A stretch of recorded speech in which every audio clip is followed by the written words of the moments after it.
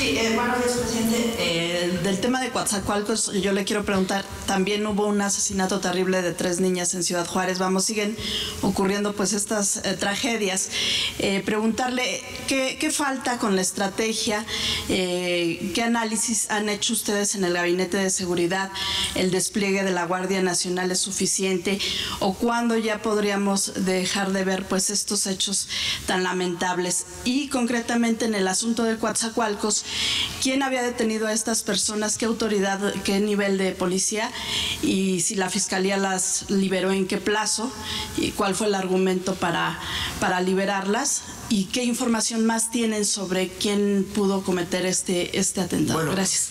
Es un tema complejo, es el principal problema que estamos enfrentando.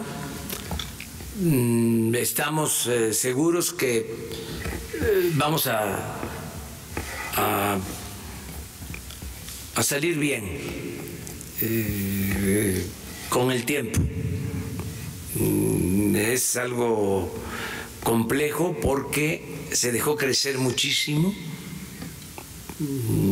No es echarle la culpa a los que se fueron, pero no se atendieron las causas que originan la inseguridad y la violencia, y se simuló de que les preocupaba el problema de la inseguridad, y la verdad no se aplicaron a fondo.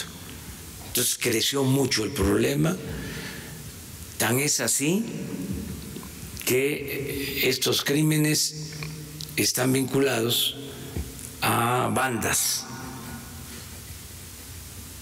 Es decir, estamos hablando de delincuencia organizada.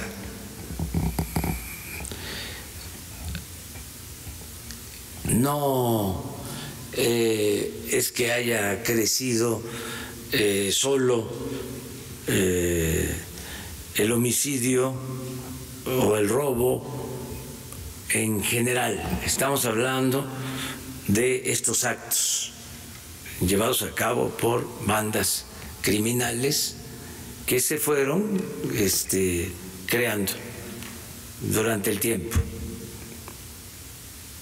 Si nos vamos a los orígenes, estamos hablando de jóvenes de familias desintegradas que nunca fueron atendidos. Este es el fruto podrido de la política económica que se impuso, de la política de pillaje que prevaleció durante mucho tiempo. A veces no se mide cuánto se desintegró la familia, y es un hecho de que un problema grave en todo este periodo de desintegración familiar. Se mide cuánto creció la economía, se mide, bueno, cómo creció la delincuencia, cómo creció la corrupción, pero cómo se produjo la desintegración de las familias, eso no se mide ni se tomó en cuenta el daño que se estaba haciendo. Entonces, ese es el origen del problema. Entonces, es una descomposición, el aumento en el consumo de drogas. Entonces, lleva tiempo resolver esto. Lo vamos a resolver. Estamos trabajando con ese propósito. Parte del problema es que se dejaron autoridades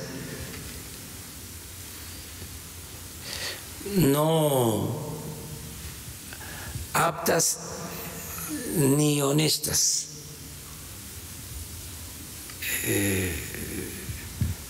La crisis de México también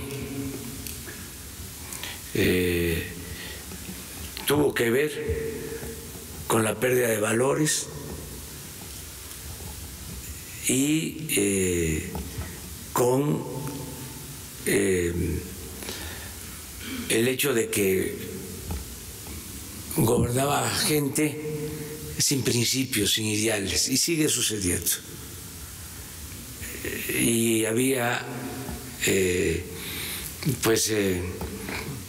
una actitud de complicidad, no había frontera entre delincuencia y autoridades, y este es uno de esos casos.